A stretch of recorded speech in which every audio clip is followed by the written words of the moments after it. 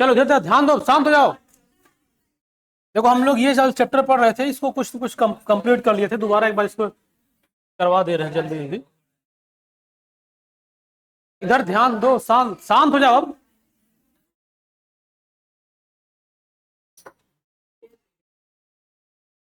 अब थोड़ा इधर ध्यान दो।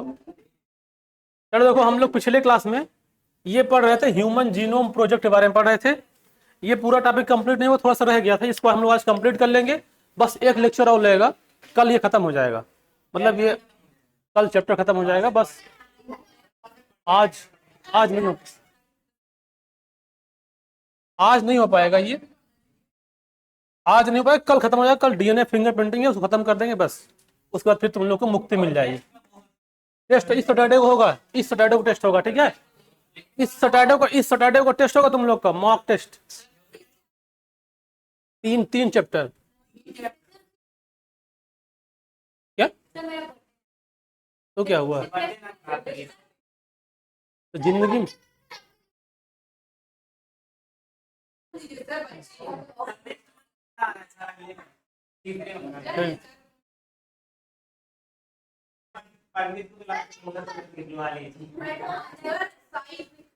बर्थडे आएगा, फिर एनिवर्सरी आएगा, फिर चलो सुनो ध्यान से। हम लोग पढ़ रहे थे ह्यूमन जीनोम प्रोजेक्ट, है ना। इसमें क्या किया गया था, देखो इसमें ये करना होता है कि जैसे जो ह्यूमन का क्रोमोसोम होता है, ध्यान से बात, इधर ध्यान दो। देखो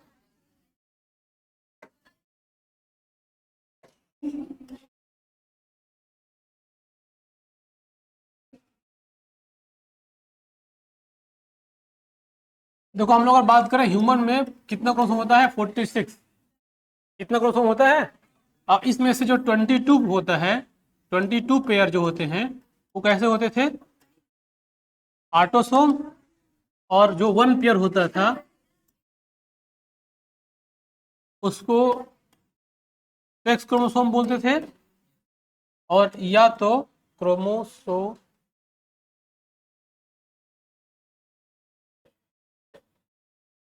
इसका दूसरा नाम क्या होता है, कोई जानता है। सेक्स क्रोमोसोम को दूसरा नाम भी बोलते हैं क्या।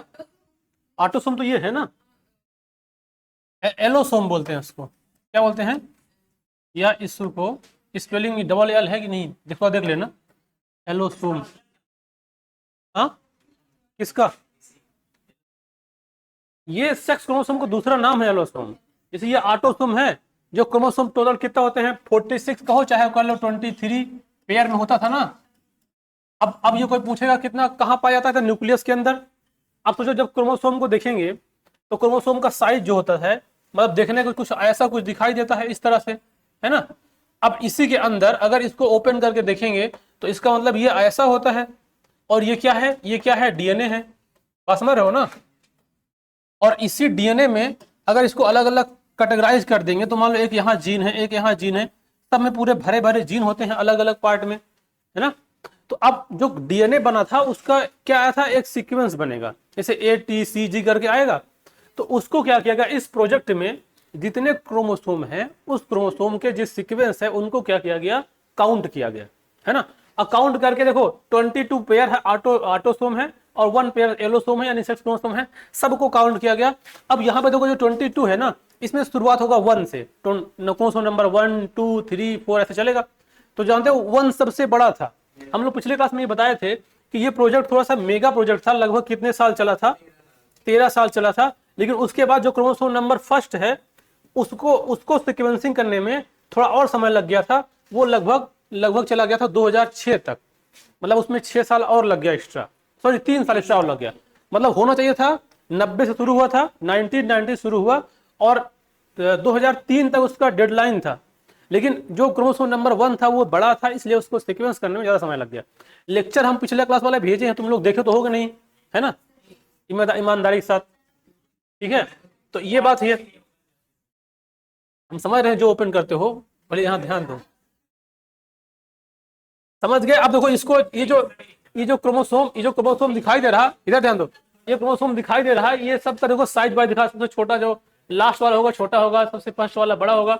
इसमें जो कंपनियां थी, 2 कंपनी थी, यूएस डिपार्टमेंट ऑफ एनर्जी और ये नेशनल इंस्टीट्यूट ऑफ हेल्थ, ये 2 कंपनियां इसको सीक्वेंस करने में हेल्प किया था। यहाँ पे एक कुछ डाटा बताए थे कि एक इसको मतलब इस प्रोजेक्ट को करने में बहुत ज्यादा कॉस्टली है। वो लिखे थे कि 1 बेस पेयर को अगर सीक्वेंस करेंगे तो उसको मिला के $3 लगेगा, है ना। और क्या बताए थे कि अगर हम लोग उसको ऐसे किताबों में लिखने, सॉरी कॉपियों में लिख पेज, हाँ बस जल्दी जल्दी एक बार रिपीट कर दे रहे हैं। अगर यहाँ पे अगर हम उसको कॉपी में मतलब लिखने लग जाएंगे ATCG ऐसे, तो कितना कितना आ जाए? क्या हो गया? मतलब अगर हमको उसका बुक फुल बनाएंगे, मतलब अगर वो बुक होगी 1000 पेज की, ऐसा पेज होगा, और एक पेज में 1000 वर्ड लिखेंगे तो उसमें टोटल कितना आ जाएगा? ये केवल 3300 बुक लग जाएगी। और इसलिए इस बात फिर करने लगे तुम लोग, क्यों बात करने लगे?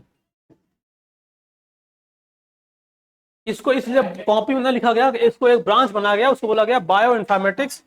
और इस बायो इन्फॉर्मेटिक्स मतलब क्या होता था कि इसके सभी सीक्वेंस को रखा गया है ना। इसका ये मेथड था, पहले उसको आइडेंटिफाई करना है, फिर मतलब इसके गोल्स क्या होते हैं कि आइडेंटिफाई हो जाएगा हमें बहुत प्रकार के जीन का, मोस्टली ह्यूमन के जीन का, और इसका सिक्वेंसिंग हमको मिल जाएगा जो लगभग इतने 3 मिलियन होते हैं। इसको स्टोरेज हम लोग कर सकेंगे डाटाबेस का, है ना, कभी जरूरत पड़ेगी तो काम कर लेंगे। अगर कोई टूल को इम्प्रूवमेंट करना है, जैसे मान लो हमको समझना है किसी बीमारी को ठीक करने के लिए, तो मेरे पास पहले से रहेगा, हम उसको काट पीट के आराम से प्रोटीन देख सकते हैं कौन प्रोटीन डिजीज कॉज कर रही है। Transfer related the technology to other sector, मतलब अगर हम इसी को, मेरे पास डाटाबेस रहेगा, हाँ किसी दूसरे को अगर करना चाहेंगे दूसरे ऑर्गेनिज्म में तो आसानी से समझ पाएंगे, है ना। ये हम लोग कल पढ़े थे। और देखो ये क्या है, address the ethical legal and social issue, ELSI इसको बोलते हैं। ये भी एक बार ये वाला, ये मतलब इससे क्या है, transfer related technology to the other sector. जैसे मान लो कि देखो इसका मतलब ये होगा, जैसे मान लो कि हमारे पास ह्यूमन का जो सीक्वेंस है, हमने प्रोजेक्ट बना लिया, उसका डाटा मेरे पास रख गए। अब हम अगर ह्यूमन का कर सकते हैं, किसी दूसरे ऑर्गेनिज्म का करना चाहें तो वही टेक्नोलॉजी से उसका भी काउंट कर सकते हैं। बात समझ गए ना। तो वो क्या हुआ, टेक्नोलॉजी ट्रांसफर हुआ। बस समझे बात को। इसलिए हम लोग ह्यूमन का बनाया, भले वो मेगा प्रोजेक्ट था, क्योंकि इतना समय लगा, इतना पैसा लगा। अगर हम और किसी को बनाना चाहते हैं जो हमें अच्छा लगता है तो उसको बनाएंगे तो समय लगेगा, तो हम इसी टेक्नोलॉजी से उसको भी उस सेक्टर में भी काम कर सकते हैं। और दूसरा बात सुनो, जैसे मान लो कि अगर हम उसका सीक्वेंस रख लेंगे, अगर उसको सीक्वेंस रख लेंगे तो क्या होगा, अगर उस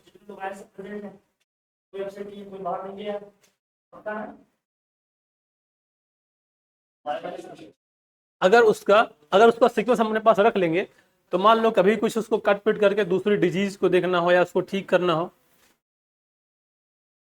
तो उसका काम कर देगा, है ना। ये बात है। अब आगे देखो, इसकी टेक्नोलॉजी ये थी, जो DNA को जब कट करा जाएगा, इसमें इसमें दो, ये इशू के लिए ना, इसका गोल है। देखो इसका ये क्या है, इसे मान लो ये जो हम लोग ये जो टॉपिक पढ़ रहे हैं सीक्वेंसिंग का, उसका क्या गोल है बस। हाँ, अरे वो जो इंक्वायरी नहीं होती कभी कभी कि मतलब अचानक हो जाता है, भाई कोई इंक्वायरी होती है कि मतलब कुछ क्या हो रहा है। चलो सुनो ध्यान से इधर देखो, देखो पर तुम ध्यान समझ जाओ, ये क्या पढ़ रहे हैं जो हम लोग की HGP का क्या गोल्स है। तो ये सारे गोल है ना, कि मतलब हम जो करेंगे तो हमको इससे क्या मिलने वाला है। अब देखो इसमें क्या है, address to the ethical legal and social issue that may arise from the project. मतलब इससे कैसे, मान लो अगर हम किसी भी चीज का सीक्वेंस अपने पास रख लिए हैं, किसी चीज का क्या मतलब DNA जो प्रोटीन बनाने का, बात समझे। अब उसका मेरे पास सीक्वेंस रखा हुआ है, अब हमको ये बात मालूम है कि ये वाला कोड आएगा तो ये वाली प्रोटीन बनेगी, ये वाला कोड आएगा तो ये वाला प्रोटीन बनेगी। अब मान लो कभी भी ऐसा कोई लफड़ा होता है कि हाँ मतलब ये है इसके अंदर, उसके बाद क्या बनने वाला है, तो हम उसको देखेंगे, तो वो जो इशू आएगा वो सॉल्व हो जाएगा। जो कोई इशू आएगा तो सॉल्व होगा ना। जैसे मान लो कोई, जैसे ऐसा एग्जांपल एक समझो कि मान लो कोई धार्मिक चीजें के लोग पहले क्या करते थे, ज्यादा भरोसा करते थे, अब धीरे धीरे कम हो रहा है। लेकिन अगर कोई उसका प्रूफ दे देगा कि ये लो हाँ ऐसा होता है, अगर वो सही निकल जाएगा तो लोग उस पर लग जाएंगे भरोसा करने में। बस समझ गए ना। तो अगर कुल मिलाकर हमारे पास ये सब रहेगा तो हमारे पास एक पूरा जेन्युइन प्रूफ है ना, कि हम तुमको ये ऐसे बता सकते हैं, ये लो ये है, इससे ये बनने वाला है, इससे बनने वाला है।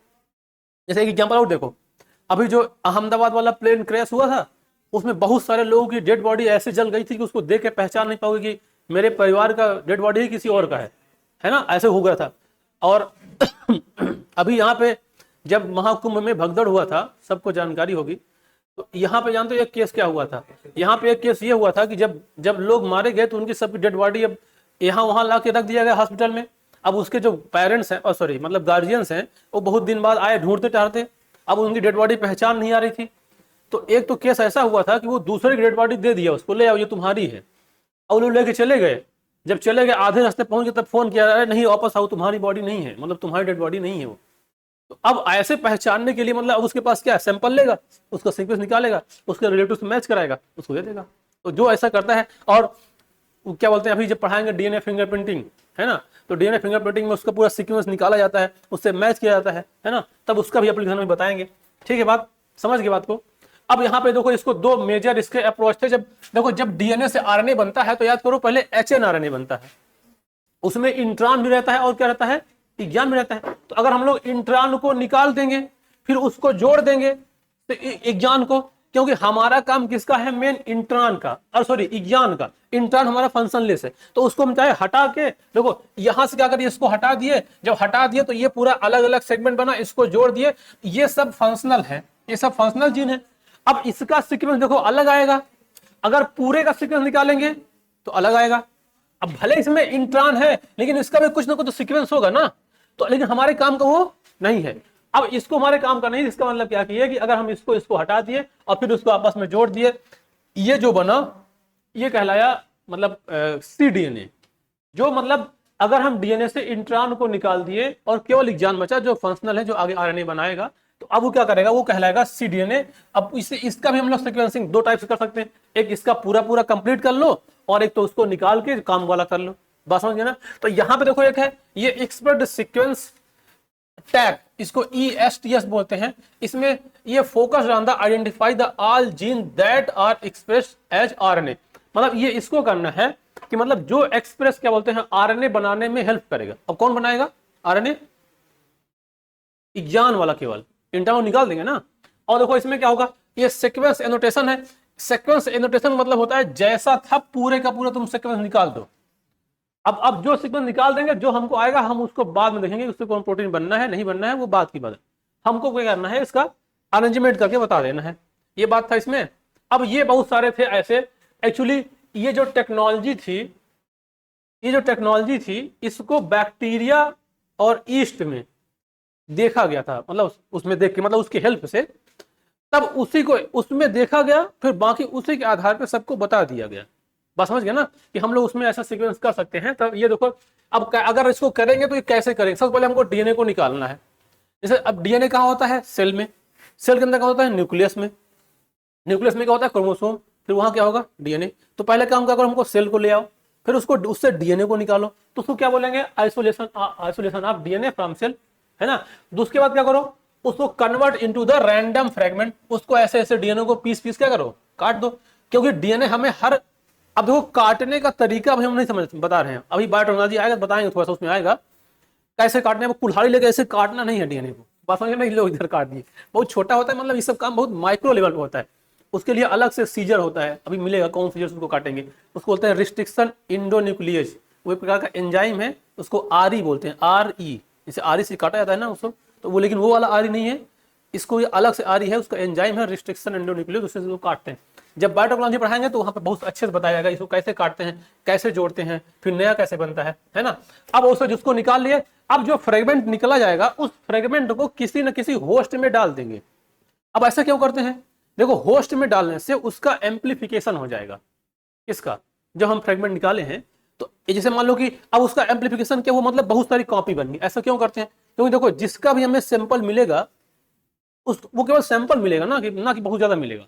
जैसे मान लो किसी का डीएनए टेस्ट करना है, अब उसकी पूरी बॉडी को डेट मार के उसका डीएनए पूरा थोड़ी निकाला जाएगा, थोड़ा सा पार्ट ले आए, इतू सा पार्ट ले आए, उसका निकालना शुरू किए, अब उसको खूब सारा एम्पलीफाई कर लिए, उसी टाइप बना लिए, तो अब उसको बोलते हैं क्लोन बनाना, है ना। तो ये clone in a host bacteria या ईस्ट, या तो बैक्टीरिया है या ईस्ट में उसके अंदर इंसर्ट कर देंगे, तो वो जैसे ग्रोथ करेगा, अगर अपना डीएनए डाल देंगे तो हमारा वाला डीएनए ग्रोथ कर जाएगा, समझ लो बैक्टीरिया मतलब। अभी इसमें पढ़ाई से मान लो, देखो यहाँ पे समझो बात को, जैसे मान लो यहाँ पे यहाँ पे एक होस्ट है, ये जो है ये क्या है, ये होस्ट है। अब हम चाहते हैं कि हमारा डीएनए ये है, ये हमारा डीएनए, हम इसको इसके अंदर डाल देंगे। अब क्या करेंगे, इस होस्ट को ऑलरेडी वो वाला इन्वायरमेंट दे देंगे। अब वो क्या करेगा, अपने आप ग्रोथ करेगा, ग्रोथ करेगा। तो जो डीएनए डाले तो भी ग्रोथ करता जाएगा, अब खूब सारा बन जाएगा। उसको क्या कहते हैं, एम्प्लीफिकेशन करना। तो या तो उसमें वेक्टर यूज करेंगे बैक्टीरिया, या तो ईस्ट, है ना, किसके लिए, एम्प्लीफिकेशन के लिए। अब फिर क्या करेंगे, sequence of the fragment using automated DNA sequence using the Frederick Sanger method. ये साइंटिस्ट जो ने डिस्कवर किया था उसी के नाम से इसको बोला गया फ्रेडरिक सेंगर मेथड। अब देखो, अब उसको निकालेंगे, अब उसको अरेंज कर लेंगे। और अरेंज कैसे करेंगे, देखो बहुत सारे ऐसे रहेंगे जो एक दूसरे के ऊपर ओवरलैप करेंगे। तो अब इधर उधर रहेगा रैंडम वे में, उसको हम पूरा एकदम प्रॉपर एक सीक्वेंस में लगाएंगे। अब उसको लगाने के बाद देखो ये कुछ रैंडम दिखाई दे रहा था, ये देखो कुछ, ये देखो ये कुछ उसमें दिखाई दे रहा है एक प्लेन में। अब उसके बाद देखो इससे हमको क्या करना है, दूसरा उसको अलाइनमेंट कर लेंगे। जो ये अलग अलग था सबको अलाइनमेंट करके जोड़ दिए। जब ये जोड़ देंगे तो कुछ ऐसा बन जाएगा। अब इसमें क्या आ गया, देखो आ गया ना, ATCG से पूरा आ गया। अब ये हमारे पास आ गया। अब इस डाटा को जो आया है, इस डाटा को हम कॉपी में तो लिख नहीं सकते, क्यों, बता दिए उसका रीजन क्या था कि अगर हम उसको लिखने चलेंगे तो कितनी बुक कॉपी बनेगी, 3300 कॉपी। और एक कॉपी कितने पेज की रहेगी, 1000 की। अब सोचो इतनी बड़ी कॉपी का ढूंढना होगा तो फिर दिक्कत हो जाएगा। तो उसको हम लोग एक सॉफ्टवेयर बनाया था जिसको हम लोग उसमें रखे, उसको बोला गया बायो इन्फॉर्मेटिक्स, है ना। अब यहाँ पे जो BAC था, मतलब इसका मतलब होता है बैक्टीरियल आर्टिफिशियल क्रोमोसोम, और वाई मतलब ईस्ट वाला आर्टिफिशियल क्रोमोसोम। ये सब हम लोग पढ़े थे। ये वाला डायग्राम NCERT में बना हुआ है। देखो वही बात है, इसका सेल निकाला गया, उसका क्रोमोसोम निकाला गया, उसका डीएनए निकाला गया, सबको डाल दिया गया एक सॉफ्टवेयर में। वो जो डाटा बन गया वो आया बायो इन्फॉर्मेटिक्स। एक बात बताया था कि यहाँ पे एक झलवा में एक इंस्टीट्यूट है जिसको बोलते हैं IIIT, तुम लोग सुने होंगे। तो वहाँ पे अगर कोई बायोलॉजी से कुछ करने जाएगा तो वहाँ बायो इन्फॉर्मेटिक्स पढ़ाया जाता है ना। पूरा जो एक्सपेरिमेंट होता है सारा कुछ लैब में, इसी कंप्यूटर में होता है सब कुछ की, यही सीक्वेंसिंग के आधार पे, है ना। तो ये बात हो गया। अब उसके बाद देखो, इसके बाद ये वाला भी थोड़ा सा यहाँ से पढ़ा, सेंगर ने फिर इसकी सीक्वेंसिंग किया बहुत सारे एमिनो एसिड की। कि देखो जब जेनेटिक कोड अलग अलग बनेगा तो हर जेनेटिक कोड से अलग अलग प्रोटीन बनेगा, मतलब अमीनो एसिड बनेगा। तो उसका भी तो सीक्वेंसिंग कर सकते हैं। जैसे हम जेनेटिक कोड का सीक्वेंसिंग करेंगे वैसा उसको ही कर सकते हैं। जैसे बोल दें कि ATCG है, ये क्या बनाएगा, CAG है क्या बनाएगा, ऐसे करते चले जाएंगे, बनाते चले जाएंगे। तो उसका भी क्या क्या सीक्वेंसिंग कर सकते हैं। अब उसके बाद ये पूरा ब्रांच देखो, ये तो हमने बता दिया पूरा ब्रांच क्या कहता है, बायो इन्फॉर्मेटिक्स। इसमें और कुछ नहीं था। ये तो अब देखो ये क्रोमोसोम दिखाई दे रहा है तुमको यहाँ पे कि सभी क्रोमोसोम का अलग अलग क्या बोलते हैं डीएनए आएगा, सभी का अलग अलग सीक्वेंस आएगा, सभी का अलग अलग क्रोमोसोम नंबर जो फर्स्ट था वो ज्यादा बड़ा था, इसलिए उसमें देखना बहुत देर समय लग गया था। और ये कंप्लीट हो गया था फिर 2006 में, होना था कब, 2003 में, है ना। तो ये कुछ हुआ। अब जो देखो जो काटने का काम करता है वो यही है, देखो रिस्ट्रिक्शन एंडोन्यूक्लियोज, जिसको इसको शॉर्ट फॉर्म में RE बोलते हैं। अभी आगे ये पूरा मिलेगा जब हम लोग पढ़ेंगे बायोटेक्नोलॉजी, है ना, ये भी हम लोग बात करेंगे। यहाँ पे ये DNA sequence also have been done bacteria yeast, और ये क्या लिखा, क्या पढ़ेंगे इसको, पढ़ो इसको, सिनोरब्डाइटिस इलिगेंस। एक ये हो गया, ये free living non pathogenic nematode है। निमेटोड जानते हो, हाँ, निमेटोड का नाम कोई सुना है? स्कैरिस जानते हो, स्कैरिस, टेपवर्म जानते हो? तो वो जो ये सब होते हैं ना उसको निमेटोड बोलते हैं। जो मतलब स्कैरिस, टेपवर्म, हुकवर्म ये सब होते हैं ना, ये सबको निमेटोड बोलते हैं। अब निमेटोड जो होता है वो दो टाइप से, मतलब एक ऐसा होता है जिससे बीमारी हो जाती है। जैसे मतलब अंदर घुस गया बीमारी कॉज कर दिया, उसको बोलेंगे पैथोजेनिक। और अगर बीमारी कॉज नहीं कर रहा है वो क्या बोलेगा, नॉन पैथोजेनिक। तो ये जो था ये नॉन पैथोजेनिक था। और ड्रोसोफिला तुम लोग पहचानते होंगे, बताए थे ड्रोसोफिला में, और एक प्लांट कुछ जैसे राइस में और एराब्डोसिस में, इस सब प्लांट का भी ये सीक्वेंस निकाला गया है। अब बात समझ गए? तो ये सब बात हो गई। उसके बाद देखो यहां से अब थोड़ा समझना है, ये ह्यूमन जीनोम कंटेंस देखा जाए तो यहाँ पे इतना सारा देखो डाटा आ रहा है। कितना है ये, 3164.7 मिलियन न्यूक्लियोटाइड बेस है। अगर देखेंगे तो इतना सारा है डाटा, एकदम पूरा याद करना है। अब टोटल नंबर ऑफ जीन की बात करें तो कितना आएगा, 30,000, है ना। अब ये average gene consist of the 300 bases, मतलब उसमें होता है 3000 bases, but size very large non human gene, जिसको बोलते हैं dystrophin on the x chromosome, ये कंटेन्स 2.4 मिलियन बेसेस, है ना, मतलब ये लगभग इतना होगा, लेकिन इस वाले में कितना होता है 2.4 मिलियन, जो कि एक्स क्रोमोसोम पे देखने को मिलता है। अब ये जो एक्स क्रोमोसोम और वाई क्रोमोसोम तो तुम लोग समझते हो ना, एक्स एक्स होगा तो मेल सॉरी फीमेल में होगा, और एक्स और वाई होगा क्या होगा, मेल में होगा, है ना। अब यहां से थोड़ा सा देखो और बात, कुछ बात यहाँ पे, इस तुम लोग को ये बात हम पहले बता चुके हैं कि जो ह्यूमन होते हैं, जो ह्यूमन का डीएनए होता है, ध्यान से बात को समझना, जो ह्यूमन का डीएनए होता है वो 99.9% एक दूसरे से मिलता है ना। केवल 0.1% है जो कि अलग होता है और वही यूनिक है, बात समझे। जैसे अगर ह्यूमन का, तभी तो ह्यूमन जीनोम प्रोजेक्ट किया गया कि एक निकालो तो अगर उसका मेरे पास कॉमन डाटा आएगा, तो अगर वो डाटा देंगे तो बोल देंगे ये ह्यूमन का है, बात समझ गए ना। तुम लोग एक वो बताए थे, एक साइट होती है NCBI, क्या होता है NCBI, ये एक वेबसाइट है, इस पे सर्च करोगे ना तो इसका पूरा कोड डालने का वो आता है, पूछता है कि आप उसमें कुछ भी डाल दीजिए ATCG ऐसे करके, तो जब पूरा ऐसे डाल देंगे, जब उसको ऐसे क्लिक करेंगे तो उसमें उसकी स्पीसीज का नाम आ जाएगा कि ये फला स्पीसीज का ये सीक्वेंसिंग है ना। बहुत सारे ऐसे, ये तो फ्री वाला है, बाकी इसके बहुत सारे पेड वर्जन आते हैं, बहुत कॉस्टली आते हैं, जो कि बड़े बड़े यूनिवर्सिटी में रखे रहते हैं, वहां से पूरा देख के हर एक एमिनो एसिड का अलग अलग कोड बना है।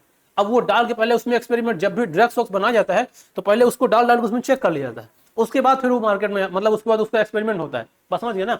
तो ये बात उसमें है। अब देखो, अब एक बात और देख लो, फंक्शन ऑफ, हाँ इसमें एक बात आती है 99% क्या होता है, सेम होता है, केवल 0.1% है, अगर इसको निकालेंगे तो 3 × 10⁶ बेस पेयर है, जो कि डिफरेंस है, और यही इंडिविजुअल को अलग अलग करता है, यही उसके लिए यूनिक है। अब सोचो इस दुनिया में, सुनो ध्यान से, इस दुनिया में जितने लोग थे, जितने लोग हैं और जितने लोग आएंगे, सब अलग अलग रहेंगे, कोई किसी से मैच नहीं करेगा। अब वो जो कोई किसी से मैच नहीं कर रहा है वो केवल और केवल 0.1% है, आप समझ रहे हो ना, केवल क्या है 0.1%। अब देखो और एक बात और डाटा देखो, function of over 50% of the discovered gene are unknown, जान जाओ। अब इसमें से जो 50% है वो क्या है, अननोन है। अननोन मतलब कि कौन सा प्रोटीन बनाएगा कोई जानता नहीं है, बस हमने हाँ ये जीन डिस्कवर कर दिया है, कौन सा एमिनो एसिड बनाएगा नहीं जानते, केवल 50% ही है जो कि नोन है। और देखो क्रोमोसोम नंबर फर्स्ट है द मोस्ट जीन, जो क्रोमोसोम नंबर फर्स्ट था, बताया थे ना, जो फर्स्ट वाला था उसमें ज्यादा जीन थे, 2968, and Y has the fewest, जो वाई क्रोमोसोम है उसमें सबसे कम होगा कितना, 231, है ना। और देखो इसमें आगे लेस देन 2% जीनोम कोड पर प्रोटीन, है ना, ये मतलब ये 2% से कम भी जो जीनोम है वही प्रोटीन बनाते हैं, बाकी और सब काम बस केवल हाँ ये है जीनोम। इतना बात समझ गए, किसी कोई पीड़ा परेशानी, आगे बताएं। चलो आगे देखो, अब यहां पे कुछ थोड़ा देख लो, जैसे अभी हमने क्या बोला कि जब वो होता है क्या बोलते हैं, किसी चीज का डीएनए निकालेंगे, मतलब ह्यूमन को निकालेंगे, तो हमें ये देखना है ना कि हम बदलेंगे ह्यूमन का मैक्सिमम परसेंट क्या होता है, सेम होता है। अब यहां से तुमको बात देखने को मिलेगा, पहले एक बात यहां समझ जाओ, very large portion of human genome is made up of the repeated, यानी रिपीटेटिव सीक्वेंस, मतलब बहुत सारा ऐसा देखने को मिलेगा जो एक दूसरे से रिपीट हो रहे हैं। अब देखो कैसे रिपीट हो रहे हैं, देखो यहाँ पे ये 3% का वो निकाला गया डीएनए, दिखाई दे रहा है, देखो इसमें से देखा जाए तो ये देखो ये जो ये वाला है GATA से करके, ये मतलब ये कर दो, ये इसमें 8 बार रिपीट हुआ है, इसमें एक में कितनी बार रिपीट हुआ है, 9 बार, एक में कितनी बार रिपीट हुआ है, 10 बार, बात समझ गए ना। तो देखा जाए तो ये जो रिपीटिशन है, मतलब ये देखा जाए तो ये ज्यादा, मतलब ह्यूमन जीनोम में बहुत ज्यादा होता है, तभी तो बराबर बराबर मिल रहा है। जो 0.1% अलग हो रहा है उसका रीजन यही है ना कि जो रिपीट हो रहा है सभी में वो बहुत ज्यादा सेम है, बात समझे। तो वो क्या होगा, अब इसमें these are the stage of the DNA sequence that are repeated many time, they have no direct coding functions, they set the light chromosome structure dynamics and the evolution. ये बात वही कर देखो जो एक उसे कलर से करके दिखाया गया है, ये वाले रिपीट नहीं हो रहे हैं, अब ये वाले रिपीट हो रहे हैं, जो उसको अलग अलग दिखाया गया है। यहाँ पे एक डाटा दिया गया है 1.4 मिलियंस, मिलियन और बिलियन को ध्यान में रखना, समझ रहे ना। 1 मिलियन में कितने लाख होता है, 1 मिलियन में कितने लाख होते हैं, 1 मिलियन में हाँ 10 लाख बराबर 1 मिलियन, और बिलियन बराबर बिलियन, बिलियन मतलब करोड़, है ना। अब यहाँ देखो 1.4 मिलियन लोग locations have the single base DNA difference, they are called the single nucleotide polymorphism, या इसी को स्निप्स बोलते हैं, या स्नाइप हो चाहे स्निप्स पढ़े हुए। इसका ये डाटा याद रखना एकदम इंपॉर्टेंट बात है। This help the find the chromosome location और डिजीज एसोसिएटेड सीक्वेंस और द ट्रेसिंग ह्यूमन हिस्ट्री। अब देखो एक बात और पता चल गया, अगर हमारे पास HGP कर लिए हैं किसी का, तो अगर मेरे पास उसका कोड है तो अब उसकी हिस्ट्री, मान लो कुछ बीमारी कोई ऐसी रही होगी जो कि जेनेटिकल रही होगी, अगर हिस्ट्री पता करना होगा तो पता कर सकते हैं। जैसे मान लो बहुत सारी बीमारी जो जेनेटिकल है, जो पेरेंट्स से बच्चों में जाता है, तो अगर हम उसका सीक्वेंस मेरे पास आ गया तो उसमें क्या एरर था और जो जिसमें नहीं उसमें क्या एरर, आराम से पता चल जाएगा और कुछ जानने की जरूरत नहीं है, बस सिंपल सी बात है। तो ये हम लोग जानने की ऐसे समझ सकते हैं इसको। तो ये पूरा जो चैप्टर हो गया था ह्यूमन जीनोम प्रोजेक्ट, ये खत्म हो गया। अब देखो नया चैप्टर स्टार्ट होगा, आज खत्म नहीं होगा, बस इसको थोड़ा सा एक ब्रीफ बताएंगे। इसको बोलते हैं डीएनए फिंगरप्रिंटिंग, बात समझ गए ना। अब डीएनए फिंगरप्रिंटिंग क्या होता है, पहले बात को समझो। ये जो हाथ में ये लगा है, ये वाली फिंगरप्रिंट नहीं है, जो बोलते हैं ना कि अंगूठा लगा दो, ये वाला प्रिंटिंग नहीं। उसमें भी क्या होता है कि हमको क्या करना है, जिसका हमें निकालना है उसकी सेल ले आए, उसके सेल से उसका न्यूक्लियस निकाले, उससे उसका क्या निकाले, डीएनए निकाले। अब डीएनए क्या निकालेंगे, सीक्वेंस निकालेंगे ना। अब उस सीक्वेंस को निकाल लिए और निकालने के बाद, बहुत बात करते हो तुम,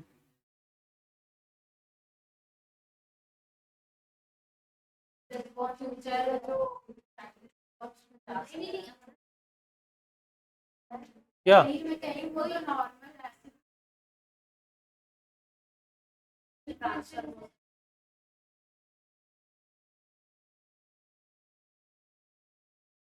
हाँ, इनको इसका तो कहना ये है कि अगर मान लो अपना कोई डीएनए टेस्ट करा ले तो इसके जो आने वाले बच्चे होंगे, अब बोले मेरी बात तो फ्यूचर तुम तो बोल रहे हो, तो फ्यूचर देख, हाँ तो अपना भी तुम्हारा भी तो, हाँ हाँ बिल्कुल बिल्कुल, वही तो फ्यूचर ही है। मतलब अगर अभी टेस्ट करा लें तो हमारे अंदर क्या दिक्कत है तो दिख ही जाएगा, वही इसलिए तो किया जा रहा है सब। ये 3-5 कर रहे हैं, इसलिए तो कर रहे हैं, समझ बात हो ना, वो तो है ही है। और मतलब उसके आने वाले यूं तो चले, हाँ ये बीमारी ये जेनेटिक्स डीएनए एस्ट्रोलॉजर बता है, समझ की बात को ना। इसको क्या कहते हैं, डीएनए फिंगरप्रिंटिंग। अब देखो इससे हमें क्या क्या बात पता चलता है। जैसे मान लो कभी कभी बोलते हैं ना कि यार क्राइम हुआ है, फिर लास्ट में जब लड़ते झगड़ते बोलते हैं डीएनए टेस्ट होगा, जब बहुत सारा होता है। तो अब सोचो डीएनए टेस्ट, अब हम बता रहे सुनो तो, अब सोचो डीएनए टेस्ट होगा। अब देखो डीएनए टेस्ट करने के लिए एक टीम होती है, उसको फोरेंसिक डिपार्टमेंट बोलते हैं, है ना। जैसे मान लो कि इस घर में, मतलब इस कोचिंग में चोरी हो गई, बहुत सबूत इकट्ठा किया गया, बहुत सारी बातें बताई गई, कुछ मैच नहीं कर रहा है। अरे बता रहे, मतलब मान लो, कमेंट मत करो, अब सुनो ध्यान से। अब उसके बाद अब उसमें क्या चला गया, कोर्ट ने लिख दिया इसका डीएनए टेस्ट कराओ। अब तो डीएनए टेस्ट कैसे होता है, मतलब उसमें अब उसको क्राइम को पकड़ने, सुनो बता रहे ना।